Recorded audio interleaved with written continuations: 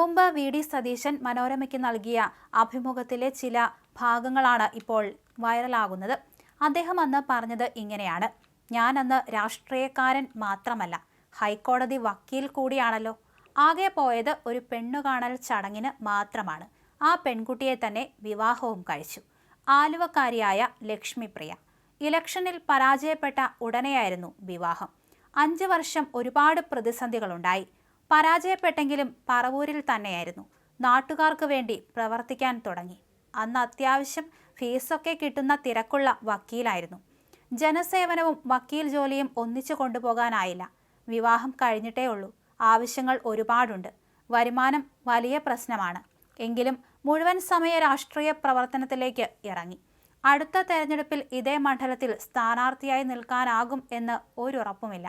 കോൺഗ്രസ് സംഘടനയിൽ അങ്ങനെ ഒരു ഉറപ്പും പറയാനാകില്ല. ഇലക്ഷനിൽ മറ്റൊരു സ്ഥാനാർത്ഥിയെ നിർത്തിയാൽ പറവൂരിൽ ഞാൻ ആരുമല്ലാതെ ആയേക്കാം. കരിയറും പോകും. പക്ഷേ വക്കീൽ ജോലി വിട്ട് പറവൂരിലെ ജനങ്ങൾക്കിടയിൽ നിൽക്കാൻ തീരുമാനിച്ചു. അതേസമയം വി.ഡി. സതീശന്റെയും ലക്ഷ്മിപ്രിയയുടെയും മകളാണ് ഉണ്ണിമായ. അച്ഛനെ വിമർശിക്കാറുണ്ട്. നന്നായി വായിക്കുന്ന ആളാണ് അച്ഛനെന്നും ഉണ്ണിമായ പറയുന്നുണ്ട്. പുതിയ പുസ്തകങ്ങളെക്കുറിച്ചും സിനിമകളെക്കുറിച്ചും ഞാൻ പറഞ്ഞു കൊടുക്കും. മിസ് ചെയ്യരുതാത്ത സിനിമകൾ നിർബന്ധിച്ച് കാണിക്കും. പുതിയ തലമുറയോട് സംസാരിക്കുമ്പോൾ ജനറേഷൻ ഗ്യാപ്പ് അച്ഛനില്ല. പ്രായം നോക്കാതെ എല്ലാവരെയും ഒരുപോലെ കാണും. നിന്നേക്കാളും ഒരുപാട് ഓണം ഞാൻ കൂടുതൽ ഉണ്ടിട്ടുണ്ട് എന്ന ഡയലോഗൊന്നും അച്ഛൻ പറയാറില്ല. നല്ല തർക്കങ്ങൾ ഉണ്ടാകും. അതിനിടയിൽ എനിക്ക് ദേഷ്യവും കരച്ചിലും വരും. യാത്ര പോകുമ്പോൾ എൻ്റെ ബാഗ് പാക്ക് ചെയ്യ് എന്ന് പറയുന്ന ആളല്ല അച്ഛൻ. ആരെയും കാത്തു നിൽക്കാതെ ഒറ്റയ്ക്ക് ചെയ്യും. അച്ഛനെ വീട്ടിൽ കിട്ടുന്നില്ല എന്ന പരാതിയൊന്നും എനിക്കും അമ്മയ്ക്കുമില്ല. ഇവിടെയുള്ള സമയം അച്ഛൻ ഞങ്ങൾക്കൊപ്പമുണ്ട്.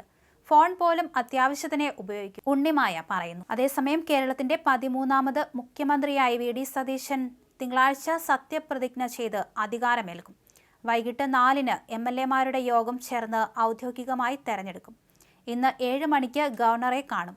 UDF കക്ഷി നേതാക്കളെയും വിളിപ്പിച്ചു. തിങ്കളാഴ്ച രാവിലെ 10 മണിക്ക് സെൻട്രൽ സ്റ്റേഡിയത്തിലാണ് സത്യപ്രതിജ്ഞ നടക്കുക. മുന്നൊരുക്കങ്ങൾ പൊതുഭരണ വകുപ്പ് തുടങ്ങിയിട്ടുണ്ട്. വി.ഡി. സതീശൻ സത്യപ്രതിജ്ഞ ചെയ്യുന്ന ചടങ്ങിൽ കോൺഗ്രസ് മുഖ്യമന്ത്രിമാരും രാഹുൽ ഗാന്ധിയും പങ്കെടുക്കും. എന്തായാലും 10 ദിവസത്തെ കാത്തിരിപ്പിനൊടുവിലാണ് സതീശനെ മുഖ്യമന്ത്രിയായി പ്രഖ്യാപിച്ചത്. കോൺഗ്രസ് ഏൽപ്പിച്ചത് വലിയ ഉത്തരവാദിത്തമാണെന്ന് വി.ഡി. സതീശൻ പറഞ്ഞു. കഠിനാധ്വാനം ചെയ്ത ലക്ഷക്കണക്കിന് UDF പ്രവർത്തകർക്കും അദ്ദേഹം നന്ദി പറഞ്ഞു.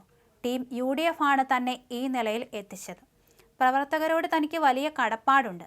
കേരളത്തിലെ ജനങ്ങൾ വലിയ ഉത്തരവാദിത്തമാണ് തന്നെ ഏൽപ്പിച്ചത്, സതീശൻ പറഞ്ഞു.